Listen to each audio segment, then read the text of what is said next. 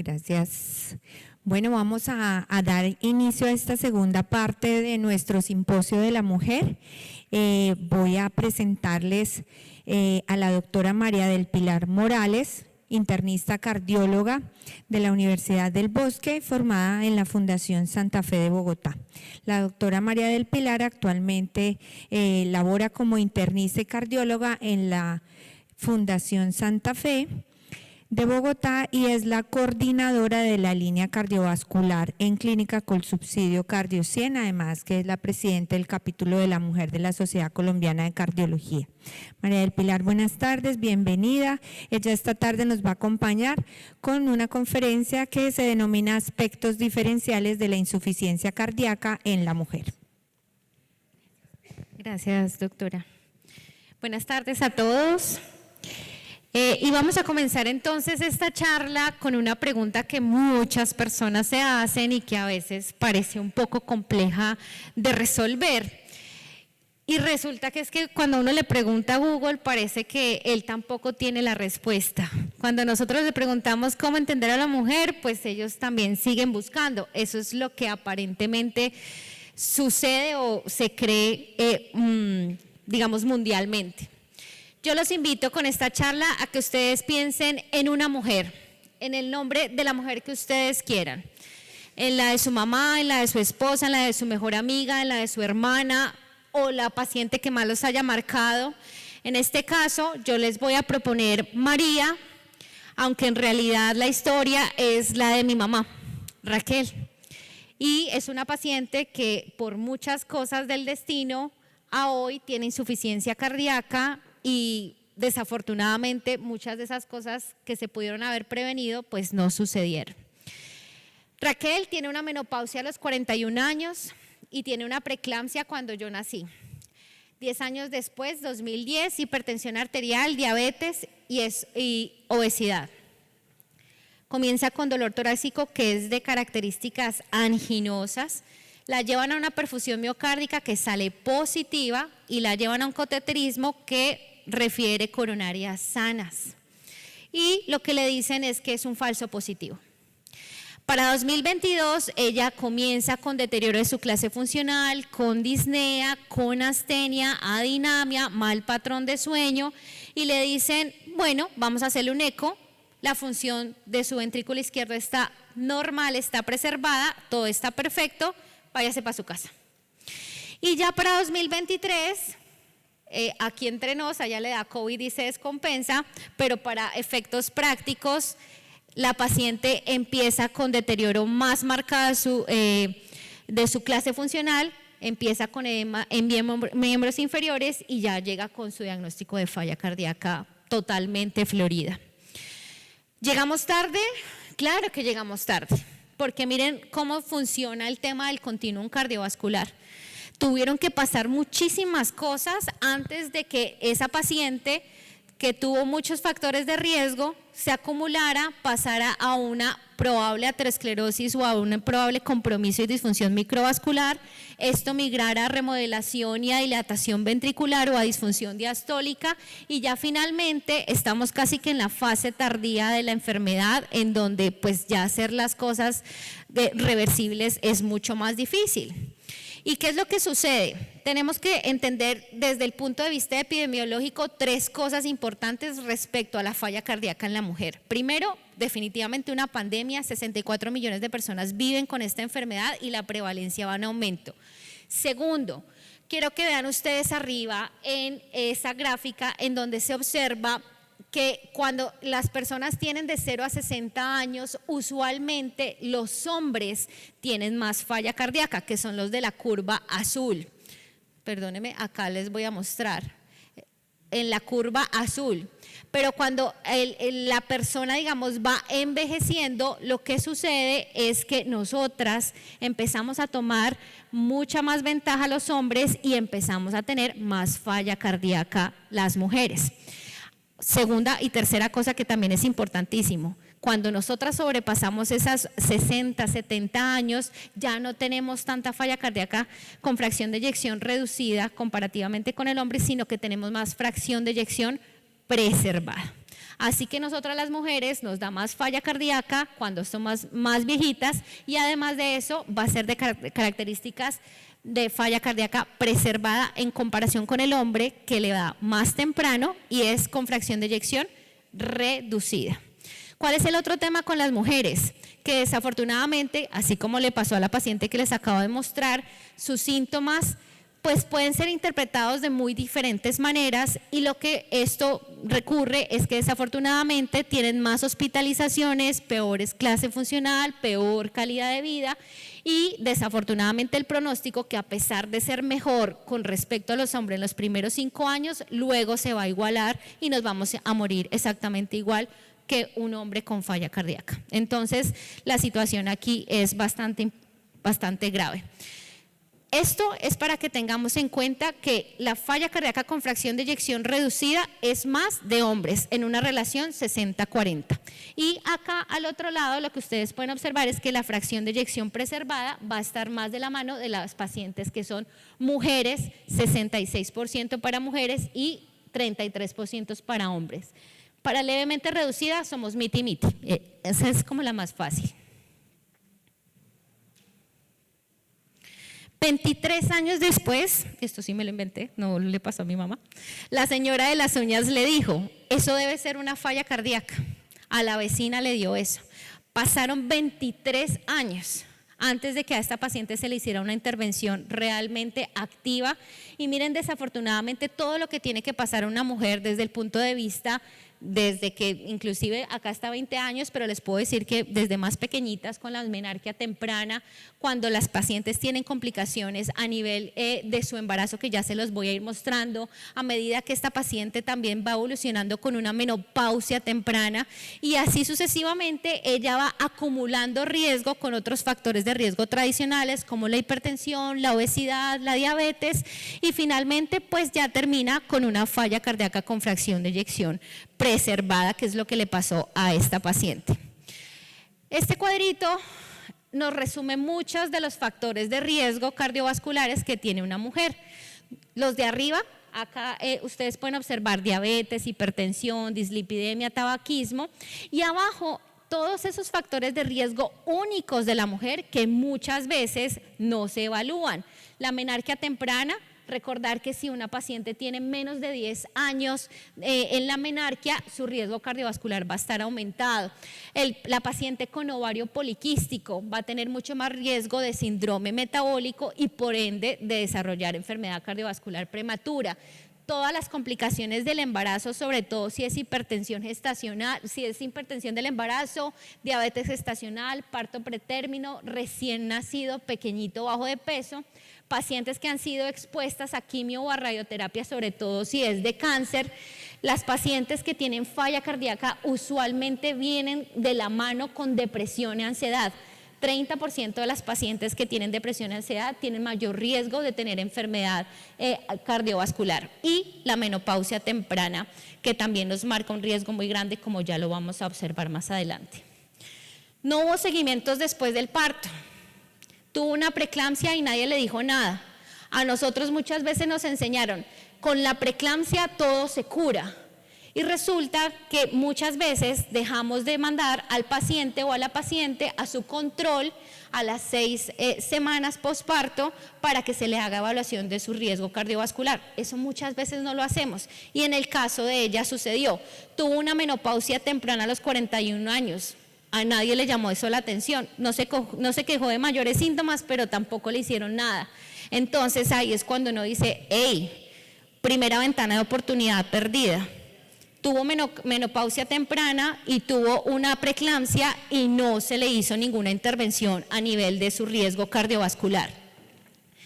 Este cuadro a mí me encanta y lo muestro siempre porque es cuando podemos observar que los factores de riesgo o las patologías asociadas al embarazo, específicamente esta, miren ustedes, la preeclampsia, hipertensión gestacional, diabetes gestacional, parto pretérmino y edad pequeña al nacer, está relacionada con muchos factores de riesgo cardiovascular, no solamente falla cardíaca. Miren acá cómo es la preeclampsia tan grave y tan, con un RR tan elevado en tantas enfermedades, hipertensión, enfermedad cardiovascular, ACV, falla cardíaca y diabetes mellitus. O sea, tener preeclampsia me da riesgo de diabetes y muchas veces nosotros no hacemos esta evaluación.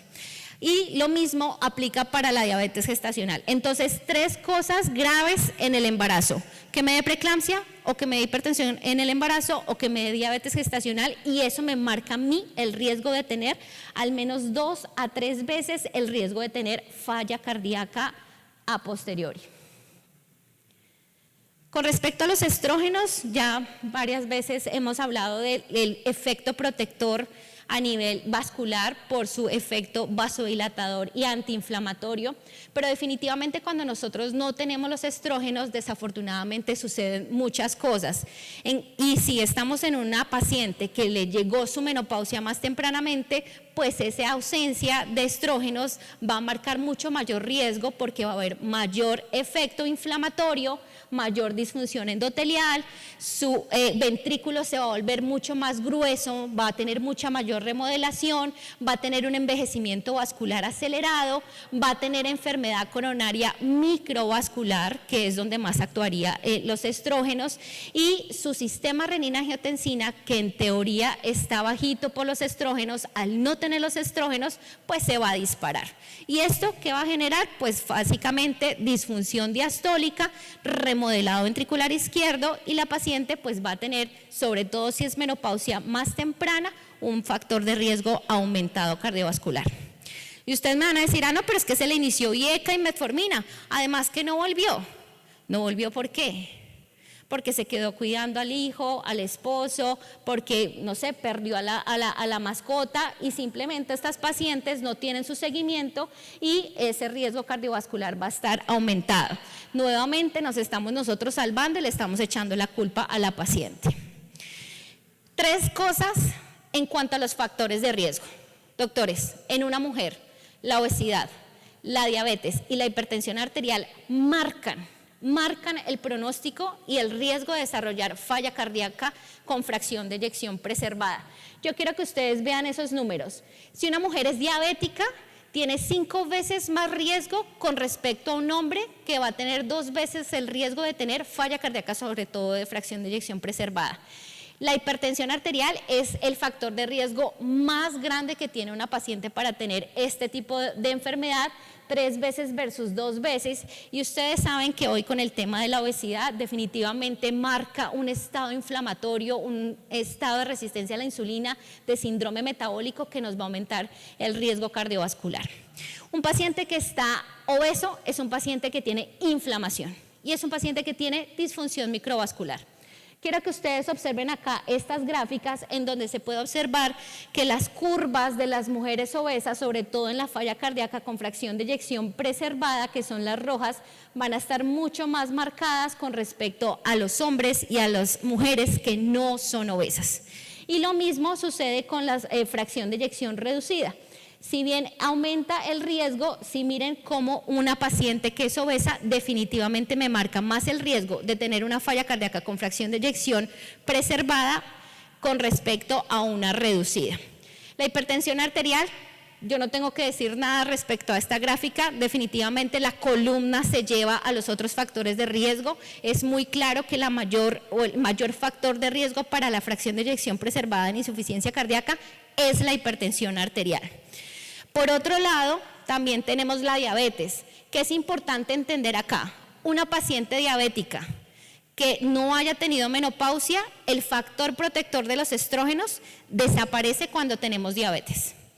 Y que además de eso, cuando nosotros tenemos diabetes mellitus, usualmente se nos acelera nuestro proceso de enfermedad cardiovascular, sobre todo microvascular, y a nosotras cuando nos da diabetes y nos infartamos, nos vamos a morir más frecuentemente por la falla cardíaca que me genera esta enfermedad coronaria.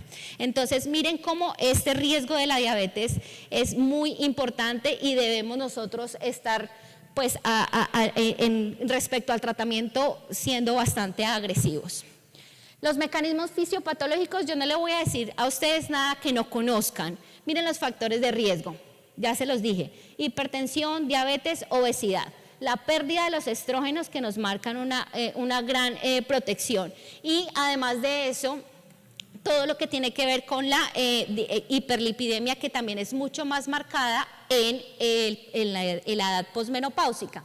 ¿Qué sucede? Aumenta el estrés oxidativo. Al aumentar el estrés oxidativo, entonces disminuye todo lo que tiene que ver con el óxido nítrico, y también, aprovechando que la doctora nos va a hablar ahorita de enfermedad autoinmune, tenemos que saber que la paciente, nosotras usualmente tenemos mucho más relación con enfermedades autoinmunes, inflamatorias, que definitivamente van a jugar un rol muy importante en el desarrollo de la falla cardíaca.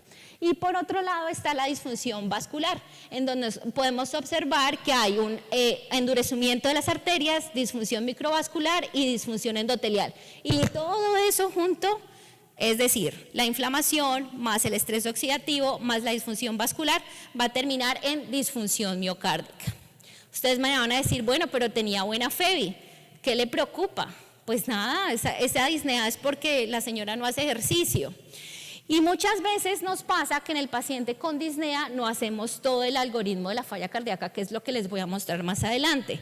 Usualmente cuando nosotros tenemos una sospecha de una falla cardíaca, hombre o mujer con disnea o con deterioro de clase funcional, tenemos que hacer péptidos natriuréticos y tenemos que hacer un ecocardiograma.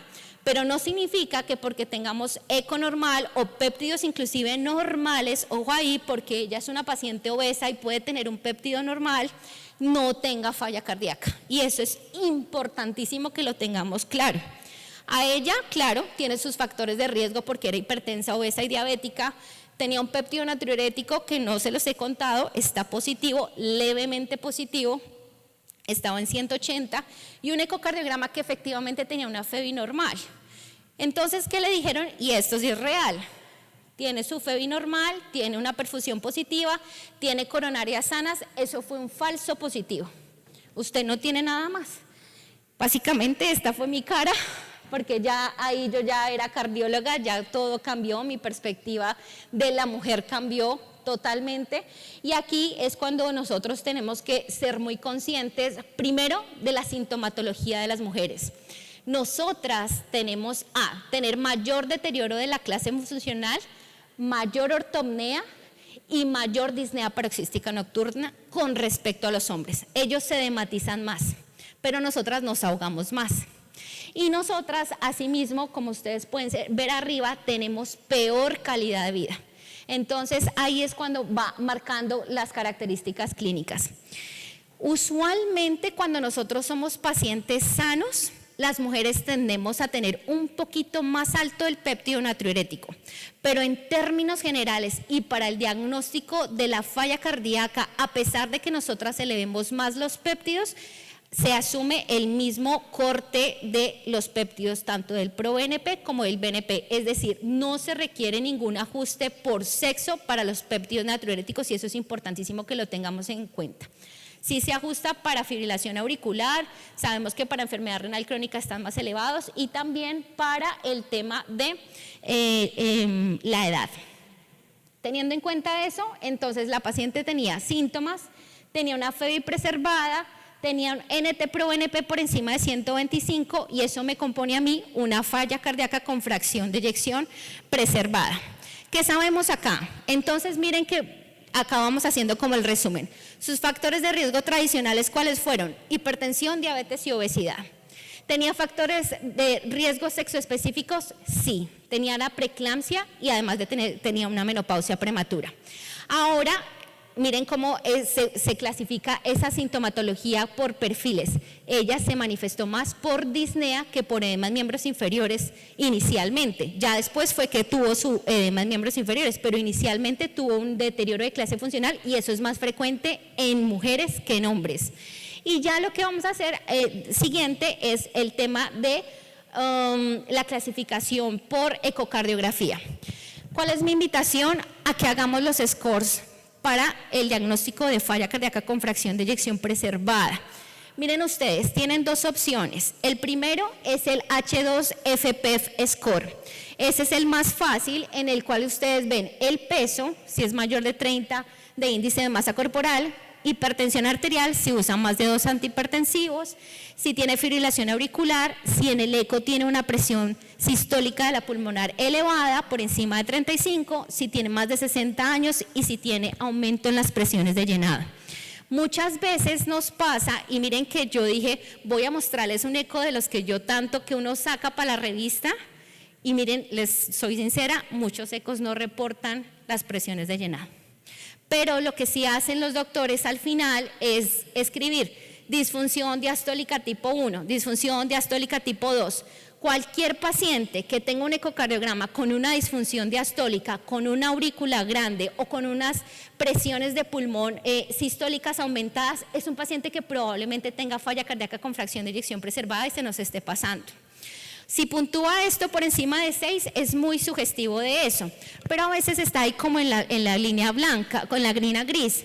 Para eso entonces uno usa los parámetros ecocardiográficos mucho más, digamos, más profundos, como la aurícula izquierda mayor de 34, o por ejemplo el grosor de la pared, o los diámetros del ventrículo izquierdo, que ya son un poco más específicos, y que si eventualmente, a pesar de que ustedes tengan la sospecha de la falla cardíaca, es preferible remitir o iniciar el manejo tempranamente a que esa paciente la manden a caminar y que después termine hospitalizada, que en realidad es lo que más le va a marcar su mortalidad.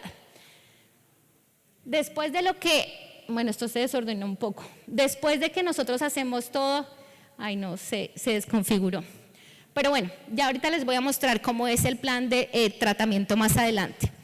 Que es muy importante, doctores, en el manejo de la falla cardíaca con fracción de eyección preservada, intervenir activamente las comorbilidades.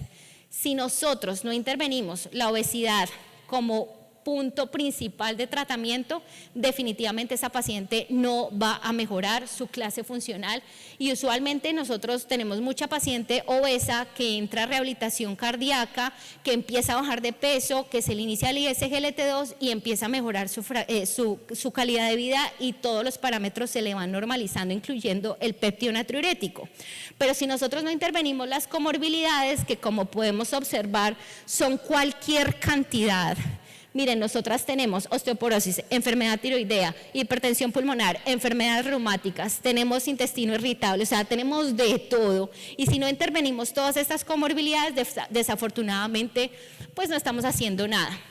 Pero si ustedes me preguntan cuáles serían esas 5 comorbilidades más críticas para intervención, serían estas: la obesidad, la hipertensión arterial, la diabetes, la fibrilación auricular, que desafortunadamente cuando no tenemos el control de la frecuencia cardíaca aumenta mucho la sintomatología, sobre todo de disnea y de palpitaciones, y la enfermedad renal crónica. Si nosotros tenemos estas comorbilidades controladas, es muy probable que a largo plazo esa falla cardíaca tenga mucho mejor pronóstico. 3 que no se nos deben olvidar, no les voy a hacer como mucha profundización al respecto, pero es importante que las tengamos siempre en cuenta y que hacen parte de la falla cardíaca única en la mujer o más frecuente en la mujer. 1, la cardiomiopatía periparto. Yo hasta el momento solamente he visto una y se murió.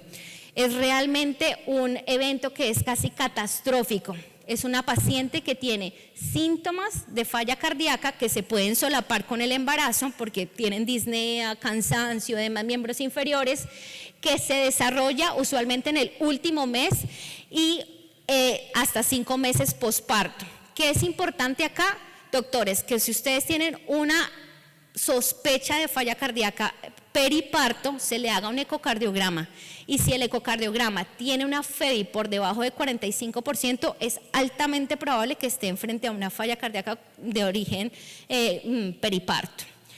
Si digamos está entre 50 y 45, puede que sea otras causas, y ustedes tendrían que entrar a mirar si no es isquémica, bueno, si no es dilatada, si no es algo antiguo que no nos hayamos dado cuenta. Pero el número más importante es último mes de embarazo hasta 5 meses posparto, y que sea una FEBI menor de 45%. Ese es el diagnóstico de cardiomiopatía periparto. De tratamiento podríamos hablar un montón, pero son 5 cosas muy claves. 1, el sostenimiento y el soporte vascular, dependiendo del estado, porque pueden llegar muy malas en choque que requieran soporte vasoactivo y soporte mecánico, o inclusive trasplante. 2, la bromocriptina para disminuir los niveles de prolactina, que son los que están elevados, generando esta falla cardíaca. 3, por el riesgo de trombosis ventricular y de tromboembolismo. Usualmente estas pacientes, dependiendo de la gravedad de la falla cardíaca, se anticoagulan profiláctico e inclusive terapéuticamente para prevenir los trombos. Y 4, pues todo el tratamiento de falla cardíaca guiado por las guías. Con respecto al Takotsubo, hace poco vi la señora se le rompió un hemangioma hepático, dolor torácico severo, cambios en el ST con infradesnivel del ST, con una onda T invertida, con una troponina que no estaba tan alta, se las estoy describiendo tal cual porque cumple todos los criterios, un QT que estaba realmente un poco prolongado y dijimos, mierda, nos toca pasarla ya porque esto es un tronco. Y la pasamos y no tenía nada, coronarias sanas. Entonces se porta en un episodio de estrés, tuvo mucho dolor, tuvo cambios electrocardiográficos, tuvo una troponina ahí como en la mitad, tuvo un péptido casi de 12.000 y tuvo también cambios ecocardiográficos que luego se borraron. Ya después la paciente negativiza péptido y pues todo está perfecto. Entonces esto es muy frecuente en nosotras las mujeres con respecto a los hombres y es importante que no se nos pase y usualmente se lleve a resonancia. La cardiomiopatía por quimioterapia, esto hace parte de otro tema. Lo que es importante es que toda paciente en su basal que sea tratada con antraciclina, con trastuzumab, con inhibidores de la tirosinquinasa o de la aromatasa, tenga un ecocardiograma basal con un strain longitudinal, un péptido y una troponina que se realice cada 3 meses para hacer su control post-quimioterapia. En cuanto a las diferencias del tratamiento, ay, joder, madre, es que con el tema de los medicamentos nosotras somos súper diferentes a los hombres.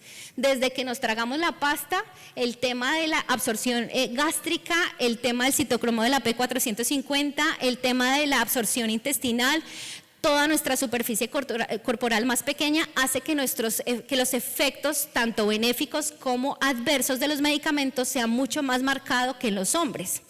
Segundo, tal vez teniendo en cuenta eso, la dosis que nosotros requiramos para tener los efectos positivos sea mucho menor.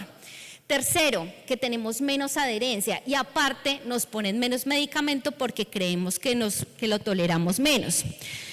5 fantásticos, yo no sé por qué son 4, son 5, ARNI, beta bloqueador, antagonista de receptor de mineralocorticoide y SGLT2 y rehabilitación cardíaca. Ese es el 5º fantástico y es importantísimo que siempre lo tengan en cuenta. Este es como un resumen, pero es para que ustedes observen que en términos generales para la fracción de eyección reducida no hay diferencias en el efecto de los medicamentos en ninguno de los sexos. Que respecto a la fracción de eyección preservada hay 2 grandes diferencias. Uno, con el TOP-CAT que se evaluó la espironolactona, en las mujeres de las Américas hubo mayor beneficio en mortalidad y hospitalización por falla cardíaca. Entonces a las preservadas sí que hay que ponérselo.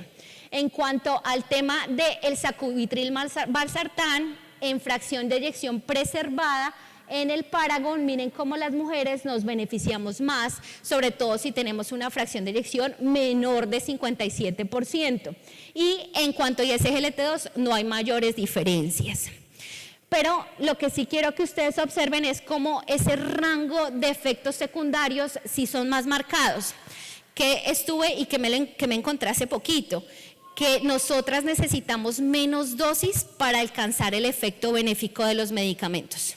Es decir, necesito menos ARNI, menos beta bloqueador para yo llegar a la frecuencia cardíaca objetivo y a la presión arterial objetivo. Que no necesito, digamos, llegar a 200 de beta bloqueador y que muy probablemente con 50 ya llegue a la meta y con eso yo esté obteniendo el perfil positivo del medicamento. También es importante recordar que la digoxina en nosotras las mujeres se encontró mayores cantidades de concentración y por tanto mayor aumento en la mortalidad. Desafortunadamente con los dispositivos de alto voltaje, CDI, cardioresincronización, a nosotros no nos incluyen. Primero, hay poca inclusión de mujeres como tal en los estudios. Miren que usualmente nosotras estamos al 30%, que no debería ser así, pero estamos en una representación de 30%, sobre todo si es fracción de eyección reducida, pero en los dispositivos solamente éramos 15%. Entonces, pues sacar conclusiones de ahí es muy difícil. De hecho, ese 15% que está disponible, se sabe que las mujeres o que nosotras no nos va tan bien con el CDI. En la cardioresincronización es muy diferente, porque ahí nosotras sí tenemos más bloqueo de rama izquierda y tenemos más disincronía, y ahí tal vez el beneficio de la resincronización sea mejor en las mujeres, pero al igual que en los CDI, a nosotras tampoco nos llevan tan frecuentemente a la cardioresincronización.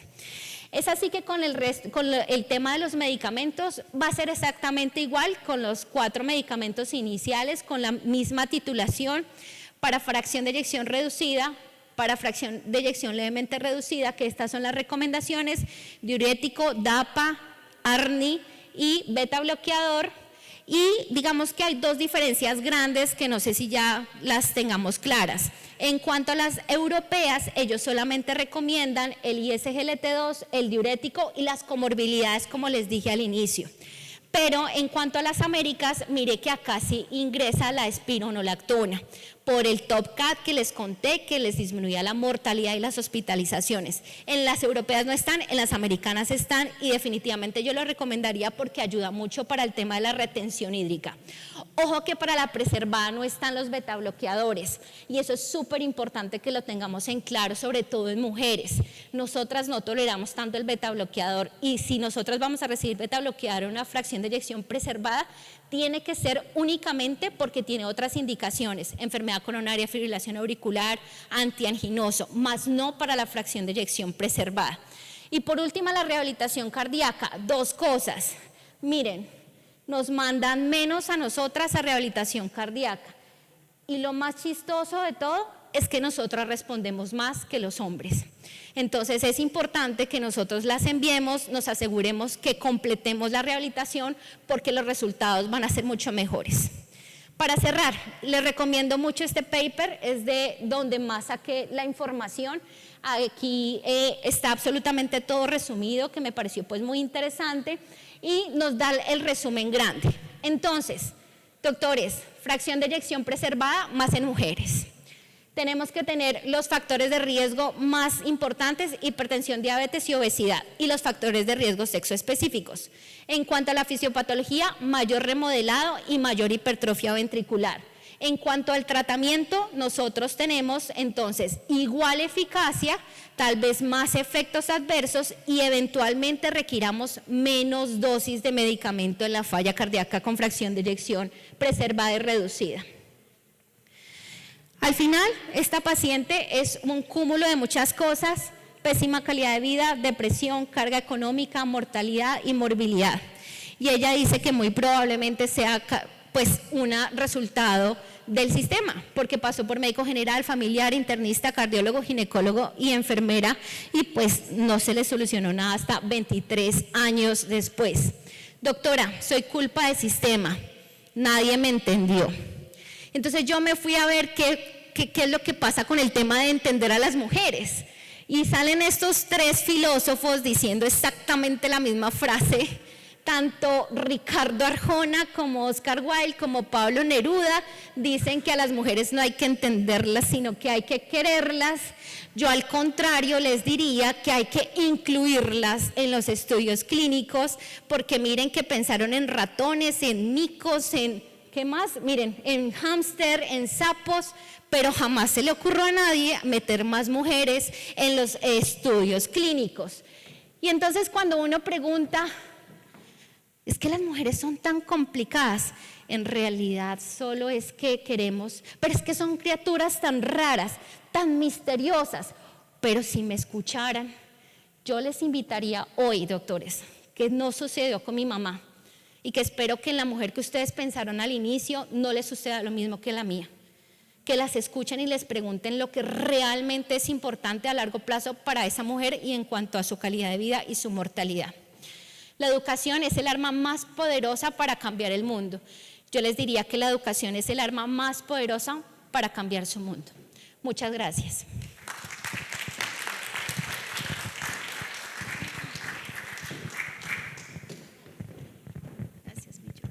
Muchísimas gracias, María del Pilar.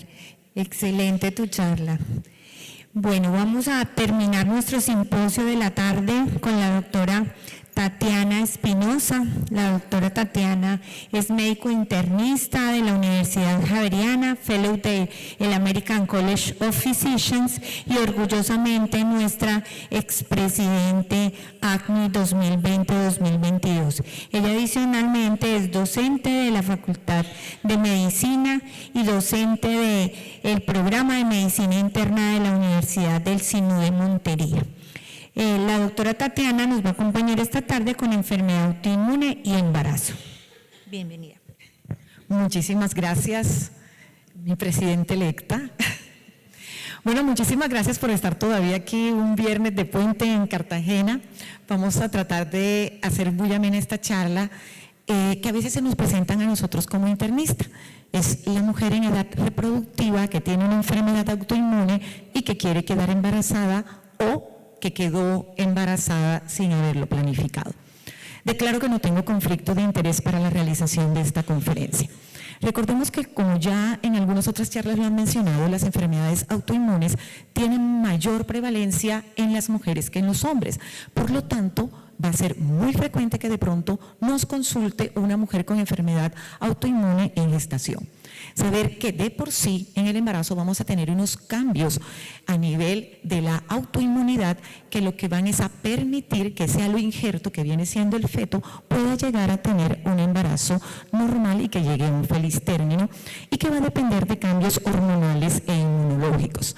Este implante fetal es un injerto semihalogénico que en condiciones fisiológicas no debe ser rechazado por el sistema inmune materno y que para eso vamos a contar con los cambios que vamos a mencionar y que se presentan en una gestación normal. ¿Cuál es esa modulación epigenética que normalmente está relacionada con el influjo hormonal? Empecemos. El cortisol va a actuar sobre citoquinas proinflamatorias, va a disminuir la función de las células T. Vamos a ver cómo va a cambiar un estado inflamatorio a un estado antiinflamatorio y nuevamente proinflamatorio durante el parto. La progesterona y los andrógenos se encargan de mantener el embarazo, comienzan a producirse a partir de la sexta, octava semana de gestación y principalmente la progesterona y los andrógenos tienen un efecto antiinflamatorio y son de vital importancia para el mantenimiento del embarazo. Los estrógenos, que los cuales van a aumentar a partir del primer trimestre hasta el final del embarazo, principalmente la fracción E2 o estradiol, va a suprimir la respuesta inmune que es mediada por T1 y que tiene relación con el factor de necrosis tumoral interleuquina 2 y va a promover una respuesta TH2 que es la que va a ayudar también a nivel del segundo y tercer trimestre a la preservación del embarazo. Los glucocorticoides, bueno, no sé con este señalador, los glucocorticoides son importantes no solamente para la diferenciación sexual, sino también para todo esto que estamos hablando, y la vitamina D juega un papel muy importante tanto en la implantación como en el mantenimiento del embarazo y ofrece un efecto protector contra las infecciones ante este cambio inmunomodulador que se presenta durante el embarazo. Entonces, en esta gráfica podemos observar la célula T progenitora, no me veía yo muy bien con el señalador, pero vamos a tener las principales células, que es la TH1, TH2, la Treg y la T17. Principalmente, todo lo que se genere por la parte TH1 es inflamatorio. Todo lo que se genere de TH2 va a promover un efecto antiinflamatorio y el Treg también y el TH17 nos ayudan a una respuesta antiinflamatoria, que ahora lo vamos a ver aquí. En el primer trimestre, para que nosotros podamos tener una implantación y se pueda dar una adecuada angiogénesis y la formación de la placenta inicial, debe predominar una respuesta que es inflamatoria mediada por TH1. Esto comienza a cambiar en el segundo trimestre, cuando ustedes pueden notar que la balanza se inclina hacia TH2, en el cual vamos a tener un efecto antiinflamatorio para que perfectamente no se presente un rechazo de ese feto en formación. Cuando nos acercamos al parto, se inclina nuevamente la balanza hacia una acción TH1 inflamatoria para que se desencadene el trabajo de parto. Y ustedes dirán, bueno, ¿y esto qué tiene que ver con todas las enfermedades autoinmunes? Vamos a ver que muchas enfermedades autoinmunes posteriormente, como la artritis reumatoidea o el lupus eritematoso sistémico, pueden disminuir su actividad o exacerbarse teniendo en cuenta esta activación o supresión de TH1 o TH2. Aquí lo podemos observar también un poco más específico, como en el primer trimestre, por la implantación del blastocito, tenemos un proceso de células inflamatorias, como ya lo habíamos dicho. Segundo, tercer trimestre, TH2, al final del parto, nuevamente infiltración inflamatoria, y fíjense que en la parte de abajo vamos a tener el aumento de las hormonas sexuales, tanto que los mayores picos se vienen presentando hacia el segundo y tercer trimestre en relación con los estrógenos y con la progesterona.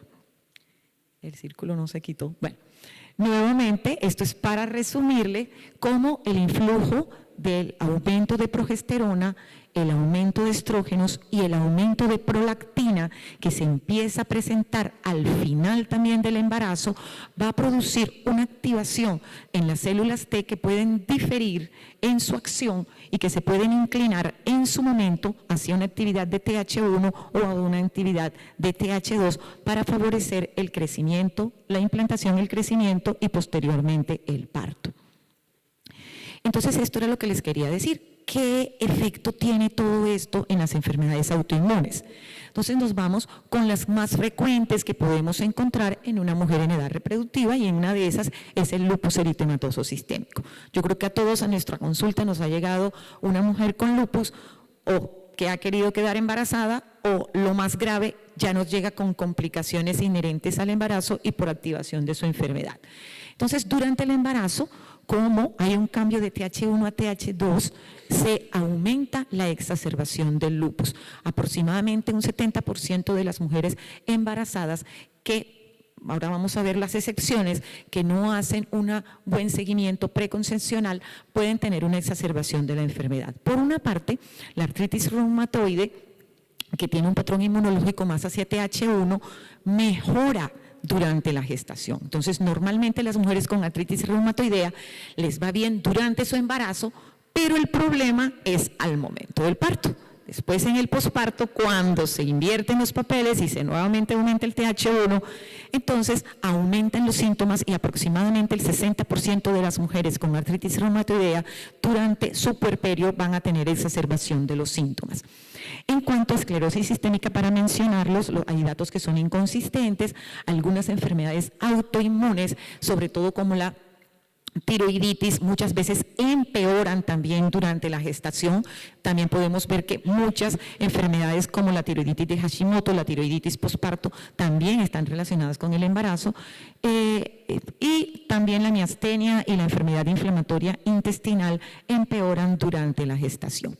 Entonces, los cambios del embarazo pueden afectar la evolución natural de las enfermedades autoinmunes, pero por otra parte, la enfermedad autoinmune de por sí va a constituir un factor de riesgo también para que se desarrollen enfermedades propias del embarazo, como la eclampsia, la preeclampsia, o incluso desarrollar alteraciones en los carbohidratos y generar diabetes gestacional.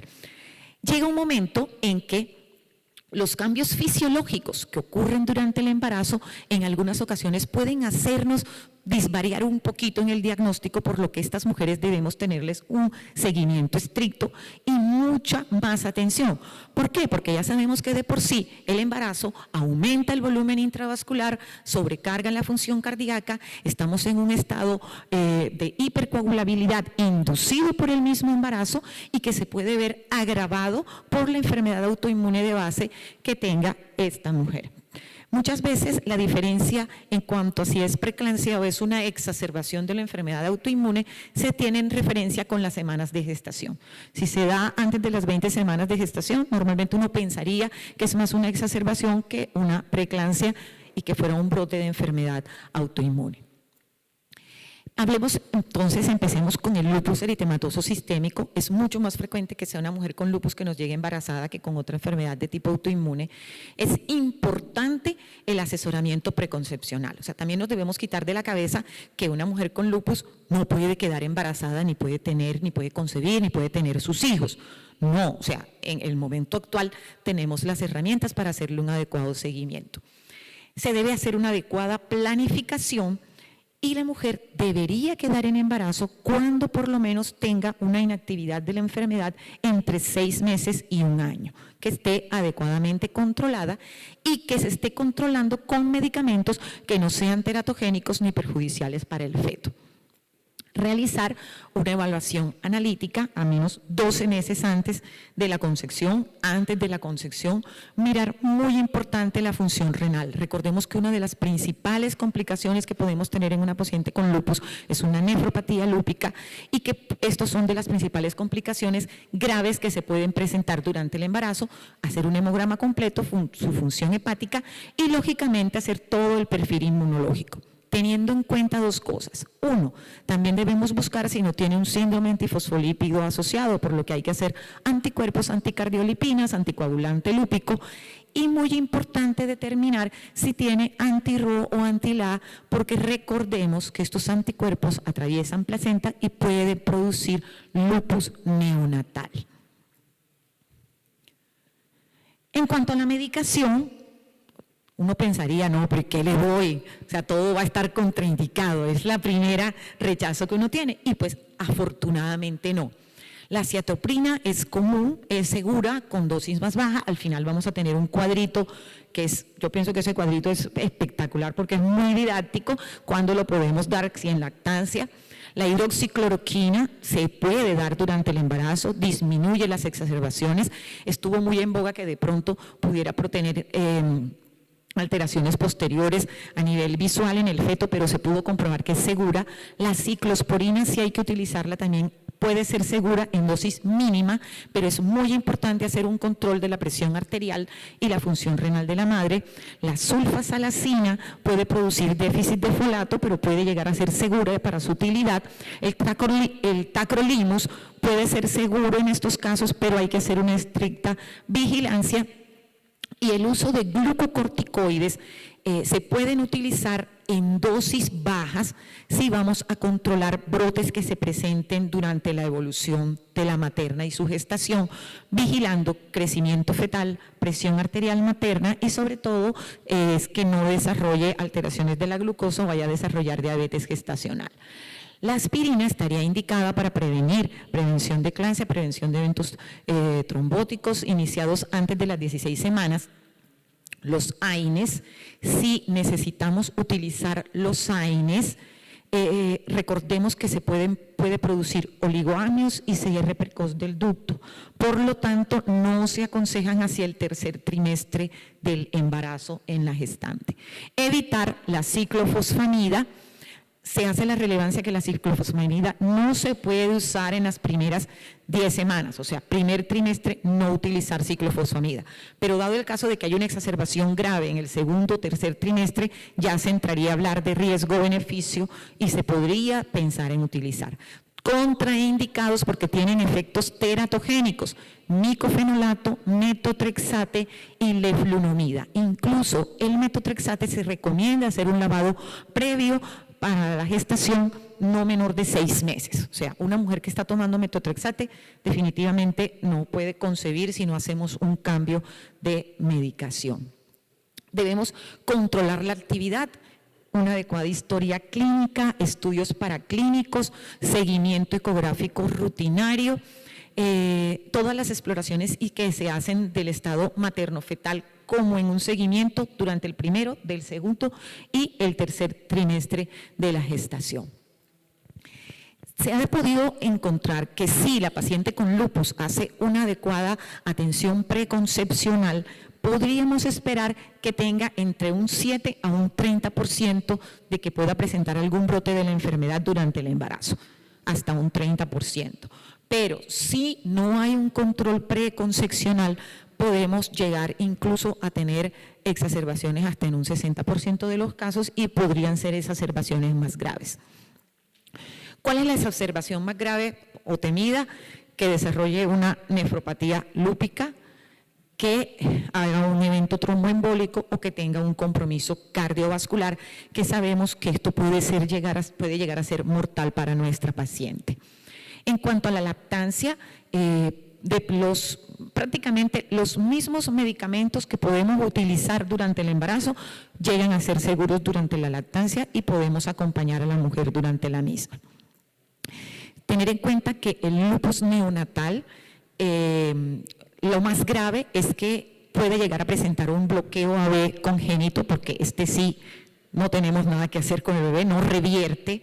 Algunas otras características del inglés neonatal como fotosensibilidad, trombocitopenia, normalmente ceden a los 6 meses posparto cuando se hace ya definitivamente el lavado de los anticuerpos maternos que han pasado al feto.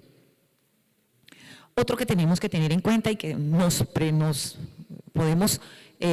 llega con mucha frecuencia y que es una interconsulta que ginecología nos hace a medicina interna, y medicina interna lógicamente interconsultamos a reumatología, porque definitivamente el manejo de estas pacientes es con un equipo multidisciplinario.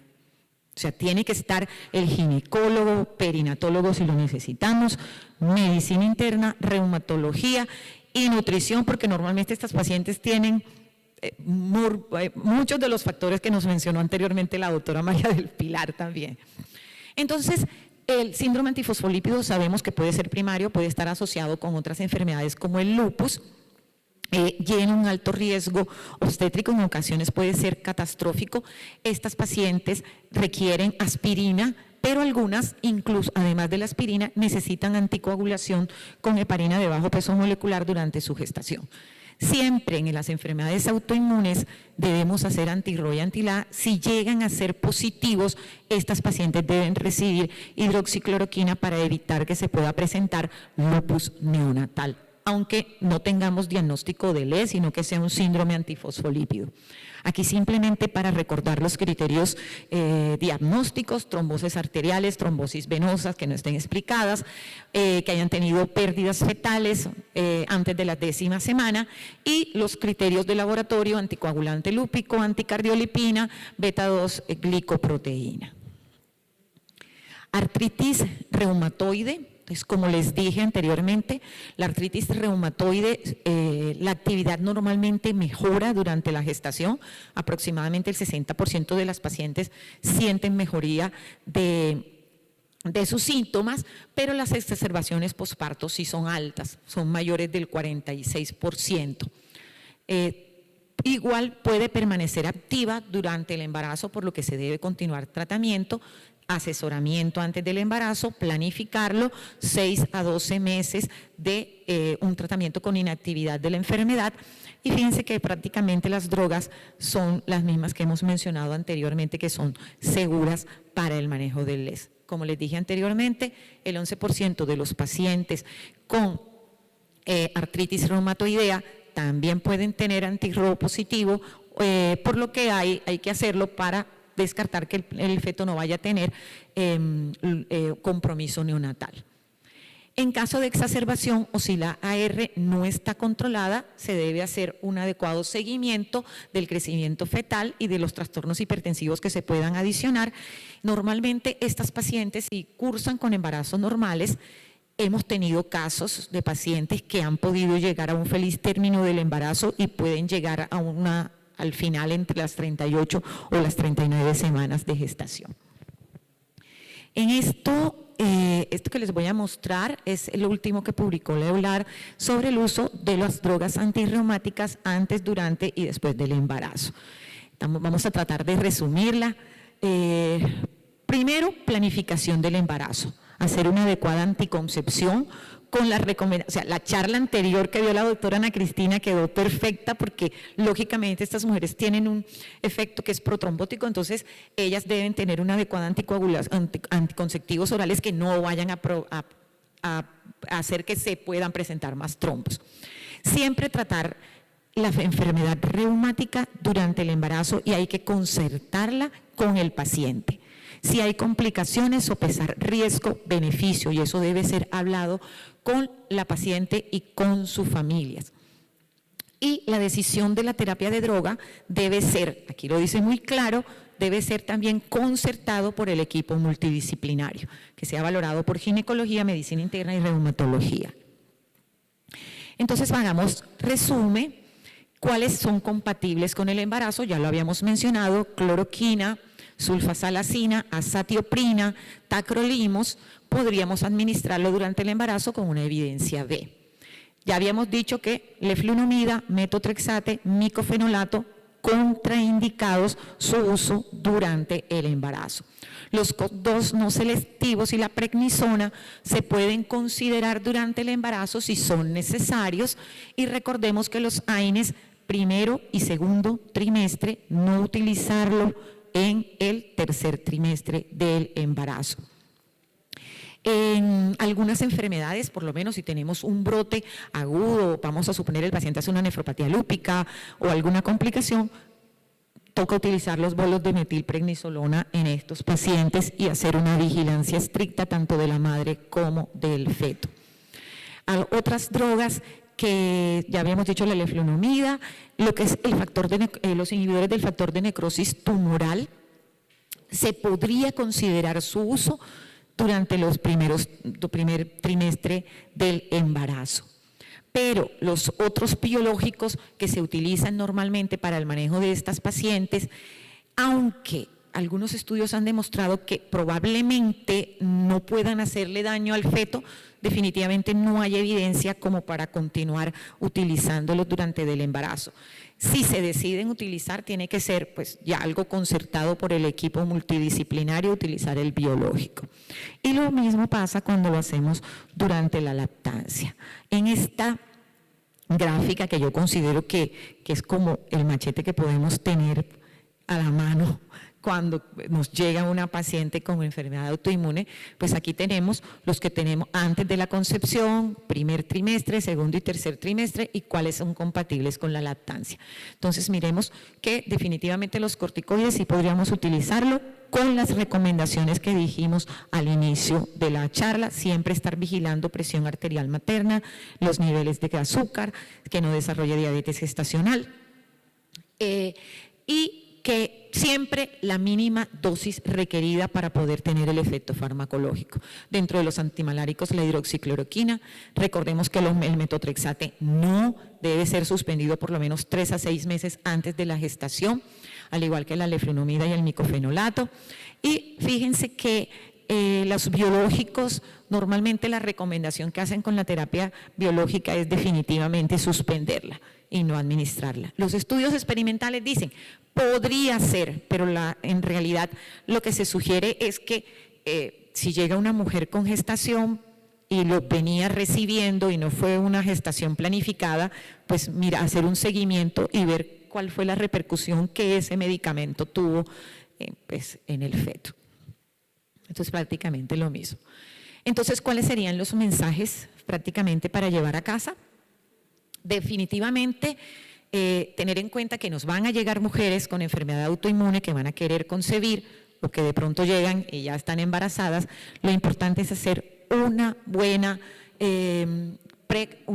asesoramiento preconcepcional de esta enfermedad autoinmune para que se puedan evitar los brotes de la enfermedad durante su embarazo y que por lo tanto se puedan ajustar los medicamentos que puedan ser compatibles con la gestación y que podamos tener un embarazo a feliz término. Se me estaba olvidando esto, para las mujeres premenopáusicas o que se someten a terapia gonadotóxica. Recordemos que hay veces que se utilizan algunos medicamentos que pueden tener un efecto gonadotóxico. Ahí hay que apoyarse mucho con ginecología para preservar, para protección ovárica. Esta protección ovárica no es solamente de pronto para fines reproductivos, sino que también es para prevención de riesgo cardiovascular, porque sabemos que la falla ovárica constituye también un factor de riesgo cardiovascular que debemos considerar en la mujer. Y definitivamente una enfermedad autoinmune materna que esté activa y que no esté controlada va a presentar un mayor riesgo para el feto que los posibles efectos secundarios de los medicamentos. Por lo tanto, si nosotros nos llega una mujer ya con una enfermedad autoinmune, con un embarazo no planificado, que no haya tenido asesoramiento preconcepcional, no le vayamos a suspender los medicamentos en ese momento. O sea, va a ser el daño peor y está en juego también la vida de la madre y la vida del feto.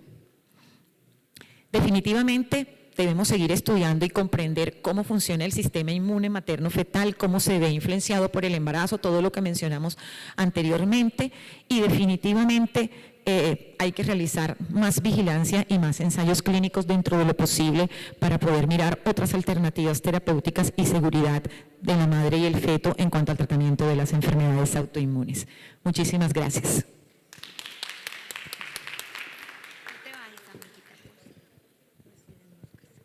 Bueno, muchísimas gracias, Tati.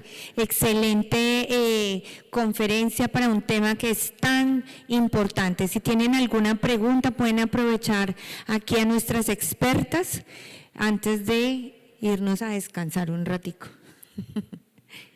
¿Alguna pregunta, alguna inquietud? ¿Todo clarísimo? Excelente. Muchísimas gracias a ustedes por su atención y los esperamos mañana a las 8:30 de la mañana para la finalización de nuestro evento.